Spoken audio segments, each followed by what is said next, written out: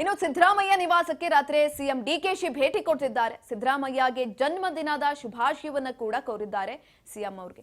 ಸಿದ್ದರಾಮಯ್ಯ ಅವರ ನಿವಾಸಕ್ಕೆ ಭೇಟಿಯನ್ನ ಕೊಟ್ಟು ಶುಭಾಶಯವನ್ನ ಕೋರಿರುವಂತದ್ದು ಡಿಸಿಎಂ ಪರಮೇಶ್ವರ್, ಸಚಿವರಾದ ಜಮೀರ್ ಅಹಮದ್, ಯುಟಿ ಖಾದರ್, ರಿಜ್ವಾನ್ ಅಶ್ವಥ್ ಸೇರಿ ಹಲವರು ಹಾಜರಿದ್ದರು. ಈ ಒಂದು ಸಂದರ್ಭದಲ್ಲಿ ಬರ್ತಡೇ ಇತ್ತು ನೆನೆ ಸಿದ್ದರಾಮಯ್ಯನವರದು, ಹಾಗಾಗಿ ಅವರ ನಿವಾಸಕ್ಕೆ ಭೇಟಿ ಕೊಟ್ಟು ವಿಶ್ ಮಾಡಿದ್ದಾರೆ, ಶುಭಾಶಯವನ್ನ ಕೋರಿದ್ದಾರೆ.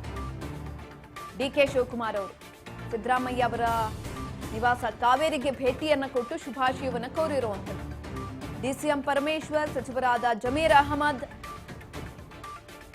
ಯುಟಿ ಖಾದರ್, ರಿಜ್ವಾನ್ ಅಶ್ವಥ್ ಸೇರಿ ಹಲವರು ಹಾಜರಿದ್ದಾರೆ. ಈ ಒಂದು ಸಂದರ್ಭದಲ್ಲಿ ಅವರು ಕೂಡ ಹೋಗಿ ವಿಶ್ ಮಾಡಿರುವಂತದ್ದು. ನಿನ್ನೆ ಪದಗ್ರಹಣ ಇದ್ದಿದ್ದಂಥ ಒಂದು ನಿಟ್ಟಿನಲ್ಲಿ ಹೋಗೋದಕ್ಕಾಗಿರ್ಲಿಲ್ಲ, ವಿಶ್ ಮಾಡೋದಕ್ಕಾಗಿರ್ಲಿಲ್ಲ. ಹಾಗಾಗಿ ಸಂಜೆ ಸಿಎಂ ಅವರ ನಿವಾಸಕ್ಕೆ ಭೇಟಿಯನ್ನ ಕೊಟ್ಟು ಜನ್ಮದಿನದ ಶುಭಾಶಯಗಳನ್ನು ಕೂಡ ಕೋರಿರುವಂಥದ್ದು. ಹೂಗುಚ್ಛವನ್ನು ಕೊಟ್ಟು ಶುಭಾಶಯವನ್ನು ಕೋರಿದ್ದಾರೆ. ನಿನ್ನೆ ಒಂದು ಸಭೆಯನ್ನ ಕರೆದು ನೂತನ ಸಚಿವರೊಟ್ಟಿಗೆ ಮಾತುಕತೆಯನ್ನ ನಡೆಸಿ ತದನಂತರ ಒಂದು ಪ್ರೆಸ್ ಮೀಟ್ ಅನ್ನ ಮಾಡಿ, ಪ್ರೆಸ್ ಮೀಟ್ ಅಲ್ಲಿ ಕೆಲವೊಂದಿಷ್ಟು ವಿಚಾರಗಳನ್ನ ತಂದು ಹೇಳಿ ತದನಂತರ ಅಲ್ಲಿಗೆ ಹೋಗಿ ಭೇಟಿ ಮಾಡಿ ವಿಶ್ ಮಾಡಿರುವಂಥದ್ದು. ಡಿಸಿಎಂ ಪರಮೇಶ್ವರ್ ಆಗಿರ್ಬೋದು, ಸಚಿವ ಜಮೀರ್ ಅಹಮದ್ ಖಾನ್ ಆಗಿರ್ಬೋದು, ಯುಟಿ ಖಾದರ್ ಆಗಿರ್ಬೋದು, ರಿಜ್ವಾನ್ ಅಶ್ವಥ್ ಆಗಿರ್ಬೋದು, ಇವರೆಲ್ಲರೂ ಹೋಗಿದ್ದಾರೆ. ಇದೇ ಸಂದರ್ಭದಲ್ಲಿ ಅವರೆಲ್ಲರೂ ಹೋಗಿ ಸಿದ್ದರಾಮಯ್ಯನವ್ರಿಗೆ ವಿಶ್ ಅನ್ನ ಕೂಡ ಮಾಡಿರುವಂಥದ್ದು.